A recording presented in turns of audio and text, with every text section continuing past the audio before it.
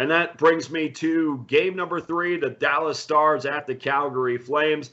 Puck will drop in Calgary, 7 o'clock Eastern time, 4 o'clock, 10 o'clock Eastern time, 7 o'clock Pacific time. It's going to be interesting considering the Dallas Stars have been playing playoff hockey for almost a month. I'm very curious to see if they exhale just a little bit in this one, saying, we made it.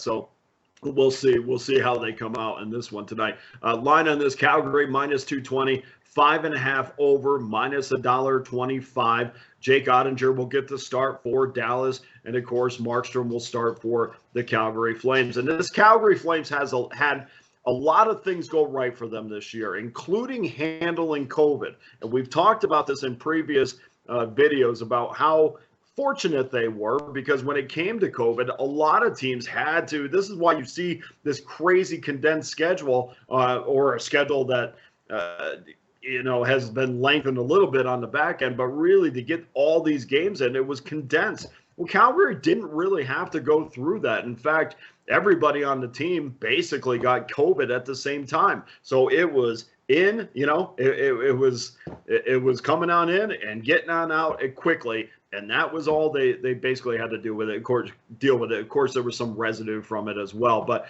not nearly as much as other teams. So they were very fortunate in that span. And then when their 10 days was up, they were ready to play hockey again.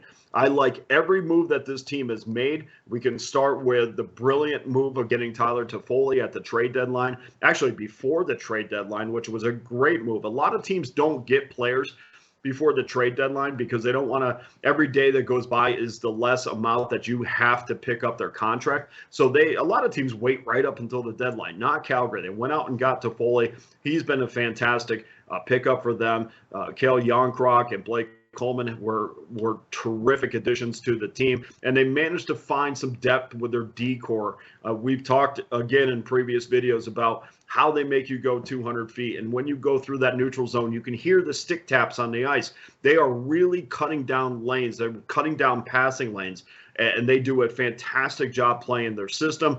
And of course, what can you say about Daryl Sutter? I mean, he's been masterful all season long. He broke up that Goudreau and Monahan pairing where everybody thought, wow, that's going to be a big deal. Well, it wasn't a big deal because when he broke it up, they arguably formed the top line in the National Hockey League with Lindholm, Tkachuk, and Goudreau. I don't want to get in the way of what this team has built. I believed in this team for a very long time. There's no reason to not believe in them in this situation, because I think Dallas is going to be happy to be there. They have traveled a long road just to get to the postseason, and I don't think a trip to Calgary is what they're ready for right now. I think it's going to take a couple games for Dallas to get mentally involved in what they're doing right now. So let's take a look at the official selection on this game. Flames come into this postseason on a 10-3-2 run. Only the Blues have as many regulation wins in that 16-game span. For as much firepower as they have, it's also their defensive game, which I love for Calgary. They are one of the top defensive teams in the National Hockey League, and that is what is going to push them deep into the postseason. I'm going to take Calgary minus 1.5 plus $1.15.